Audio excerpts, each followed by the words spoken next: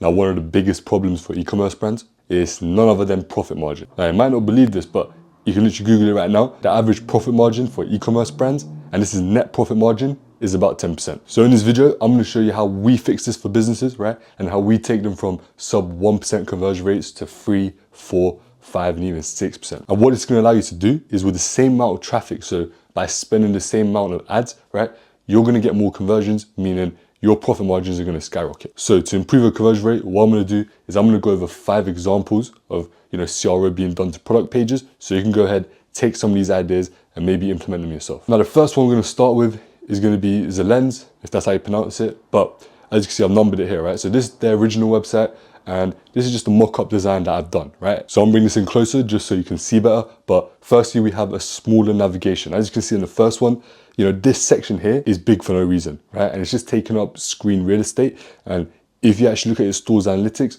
majority of people, they don't scroll below this point, right? So you want to put as much key information in this, above the fold section as possible. So that's why here we just shrunk the whole navigation bar, right? And number 2 is we put the title and reviews above the image, right? This is just so people can see the, see the reviews straight away, right? Also, as you can see, the review stars here are black, right? But that kind of blends in with the rest of the page. So we made them gold stars here just so it attracts more attention. People look there like, oh look, there's 5 stars and 89 reviews for this product. And number 3 is here. They show here that there's more images with these dots, so you can scroll through the images, etc.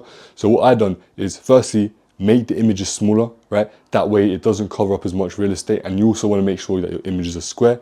And then instead of putting this down here and wasting space, to show that there's more images, just show a little sneak peek of the next image. That way, people know there's more images, right? Instead of you having to waste real estate here and have to say, oh look, there's more images by doing this. So you could just make the image smaller, right?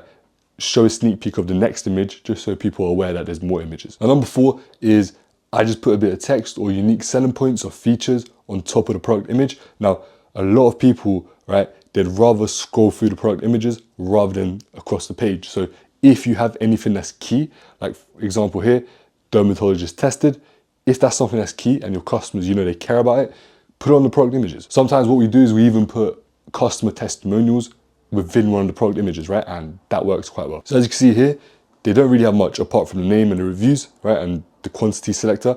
So here what we've done is we show the benefits, as you can see here, and some of the drop-down menus above the fold. So they know that these actually exist and they can actually look through them, right? And number 6 is a sticky add to cart button with a guarantee or a unique selling point attached to it. So it says add to cart and it says 30-day money back or 30-day results guarantee, because it's a cream, right? If you don't get the results, you get your money back basically. But we put that right above the sticky add to cart button, which means wherever they scroll, they're going to be able to see that, right? They don't always have to do it exactly this way. Sometimes the sticky add to cart button doesn't have to show. Maybe once they get past the add to cart button, then it shows, you can play around with it. But usually sticky add to cart buttons, they don't have to scroll to the buy button. They just add it to cart anywhere they are on the page. And number 7, and it's not here, right? Because they didn't actually have it themselves. But what you can do is within the product images, if it's something like this, right, you're going to want to show people actually using the product. So other people using the product. If it's clothing, right, don't just go ahead and put the clothes by itself, right? Why would you do that? You have the opportunity to show what this looks like on an individual, right? Because people are going to look at that and be like, oh, that's how, they're going to use that as a reference point to be like, oh, that's how it's going to look on me. Or it might look more like this on me, etc. But you just leaving them in a blank and saying, look, product images, white background, no one's using it. You're not making the most out of your product images. That's all I'm going to say. Now, next we got Muji, right? And here, again, first thing we've done is we just got rid of extra space. It's very slight, but that can make the difference of, seeing important things like maybe the add to cart button, right?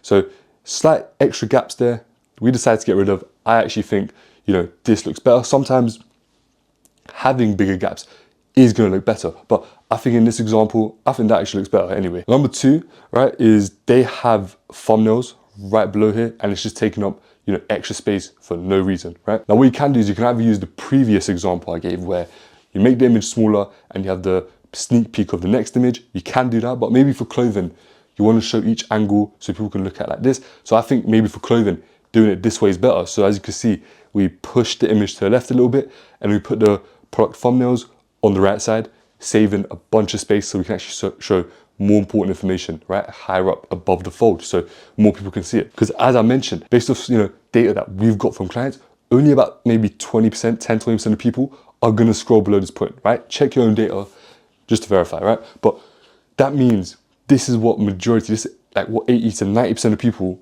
this is all they're gonna see, right? Before they make the buying decision. So you wanna have as much information above the fold as possible. I can't stress that enough. Now, another thing is, you wanna show the zoom icon, right? That way, customers know that they can zoom in, and maybe sometimes they look at the fabric, they might wanna zoom into something else, whatever, especially when it's clothing, you're gonna wanna let them zoom in. Now, these were sort of above the fold. As you can see here, only the colors were above the fold. So, just show the colors and sizes above the fold, because we saved so much space by moving the thumbnails, by getting rid of the extra gaps, which doesn't even look good, right? We've saved a ton of space. That way we can actually have the colors and sizes straight above the fold. So they don't have to scroll in order to actually see, oh, now I've got to select the sizes, now I've got to select the color. And lastly, we showed about, the add to cart button above the fold as well. There you go, right? They have everything they need right here without having to scroll, right? They can buy from you without even having to scroll. And when it comes to conversion rate, the easiest way to put it, right, without getting into detail, is just make the whole buying process, the whole funnel, make it have less friction, right? The less friction it has, the easier you make for the customer to buy, the more sales you're gonna get, right? Simple as that. That was another one. This is actually a big retail brand within the UK as well, but it's called Benson's for Beds. And again, one, get rid of extra space. Again, it's very slight, but by making that change, you're gonna be able to show a little bit more, and that little bit more might be important, right? Above the fold. So as you can see, got rid of extra space. Again, I think that looks better. Regardless of the conversion rate stuff or the CRO, I think that having this extra space makes it look worse. It looks a bit more tacky, but here, more clean in my opinion, right? Number two, again, is gonna be to show unique selling points, right? Or features on top of the image. Again, don't waste your product images, right? You can make, your product images can quite literally break or make your sales page. Now here for number three, as you can see, I put the carousel thumbnail below the image.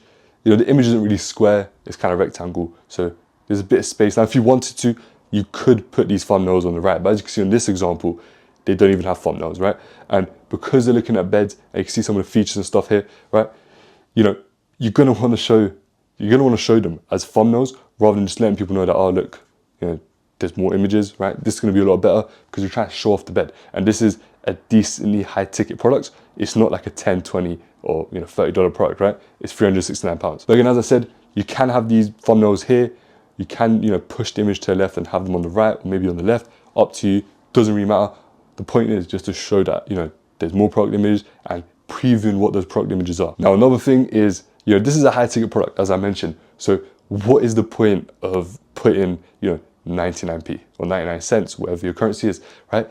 If 369, those 99p tactics, they tend to work better with cheaper products, right? That might make a difference. But when it's so high ticket, it literally doesn't make a difference. If anything, it's actually more of a negative, because we humans have something called cognitive load.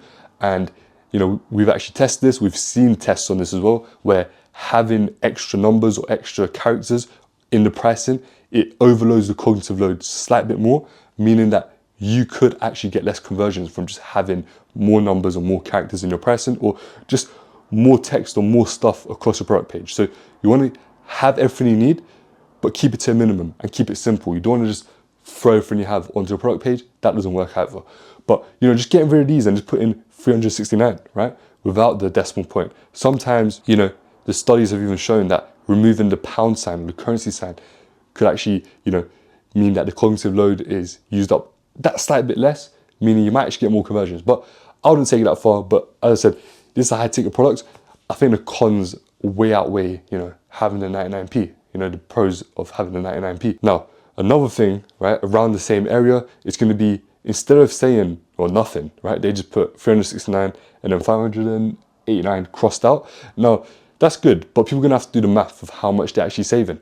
Whereas instead, just put the actual, money that they're saving. So as you can see here, put £231 off, which just sounds a lot more than any percent you can give. You can give 100%, but 231 just sounds like a high number, right? Usually what you want to do is, if the percent is higher, maybe go for the percent. If the pound or the currency is higher, try going for the currency, right? But again, this is something that you should test, as is everything in this video that I mentioned. Now, lastly, the thing about this is, right, even if you were to show, as you can see, I show the colors right here, a preview, so people know that they can select options. You know, there's actually a ton. This had a ton of stuff that you could choose from. There's a ton of variations that, you know, you pick this or this, right? So you can't put them all above the fold, right? I'm gonna say that from now. But what you can do is you show preview at least, so people know that there's choices, right? If they see the colors out, oh, let me go down, select the color, and they might see the sizing or they might see the other stuff, right? So just a little preview that, you know, there's actually choices down there, right? Now here's another one. This is, I don't know how to pronounce this, but it's Teosian. Now the first thing you want to do is get rid of the breadcrumbs, right? As you can see up here, it says the product and then home. Now breadcrumbs aren't bad. As you can see, I've actually kept them in, you know, this one and also this one as well, right? But the thing about this is, it's literally the product and then the homepage. So if they press back, they're gonna go to the homepage anyway. You don't really need breadcrumbs, right? Breadcrumbs is useful if, you know, you go from page to page to page and they can just go back to the page that they want to, right? If there's multiple pages they've been through. But when it's just, you know, from a page to another page, there's no point of breadcrumbs. So get rid of the breadcrumbs and save a ton of space. Even if you want to keep the breadcrumbs, as you can see, there's a ton of space here, you know, use the space. So just push it up more. Number two, again, save some space by getting rid of these arrows, right? They have these arrows to move from one image to the other. But, you know, as long as you've got a preview for the second image, letting people know that they can swipe through the images, you don't really need the arrows, right? Just save some space, again. Now, here's the thing that I see a ton of e-commerce brands, right? Especially ones that use Shopify. They have this thing down here that says tax included, shipping calculated at discount. And now, sometimes, you know, you have free shipping and stuff, or, you know, it's nothing to do with tax. And it just confuses customers and it takes up space. So, but you know, Shopify pre-installs this on basically every website. So make sure to go ahead and take that off, right? Now you can't see it here, but you know, if you have a Shopify store, if you've seen some, they usually have the add to cart button and below it, they have the shop pay or additional payment options, right? Now, you want to get rid of that. You know, as I said, you want to make the whole buying process as frictionless as possible. So having 2 or 3 call to actions just adds more friction. Then, okay, should I go through add to cart? Should I pay through Shop Pay or Apple Pay? You know, and it might get in the way of your funnel. What if you have upsells within your cart? If you do Apple Pay, if they choose Apple Pay, you're not gonna be able to upsell them, right? So get rid of all those extra buttons, right? Just have your normal add to cart button.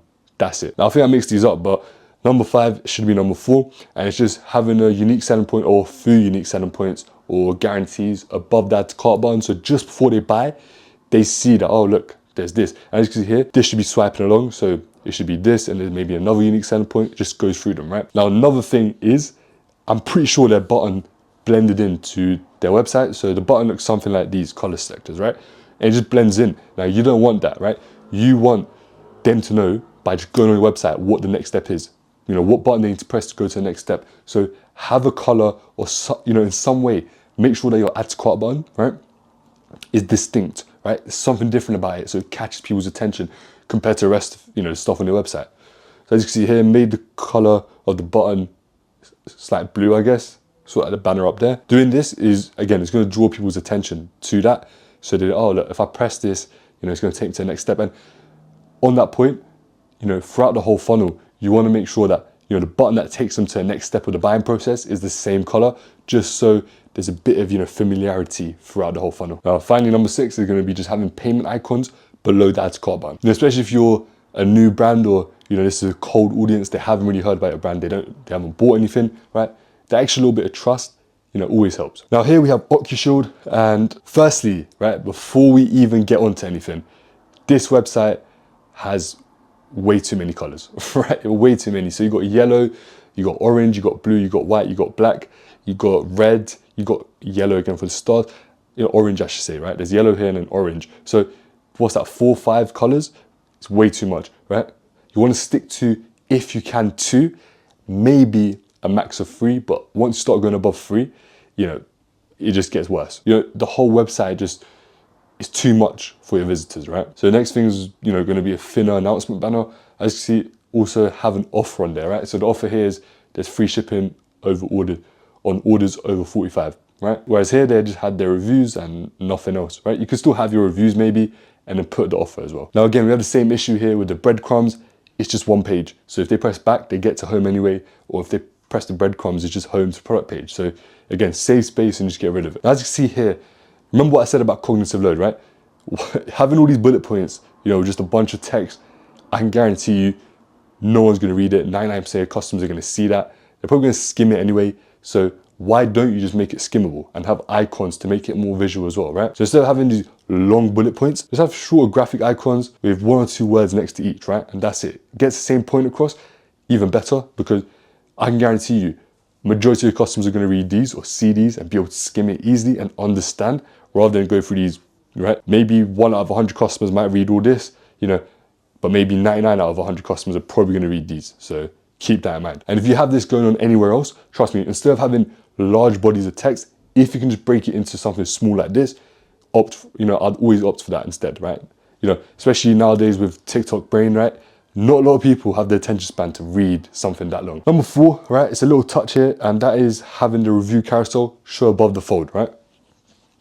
So it's going to be a ton of, testimonials or reviews, and people are going to be able to swipe through it, or automatically swipes itself, right? And finally, number 6 is going to be a sticky add to cart button with variant selection. So as you can see, this product is a phone screen, right? So it's going to have multiple variants. So it could be the iPhone 16, 15, 14, maybe a Samsung, right? So next to your add to cart button, you're going to want to have the variant selection as well. So add to cart button, variant selection. And then below that, we also have, ready to ship by this date, etc. Just to push, a few more people over the edge. Now, I went over a ton of stuff that you can go and apply or test on your website to improve your conversion rate. But if you want my full CRO guide for 2025, make sure to check out the video right here. But that's it for this video, and I'll catch you guys next time.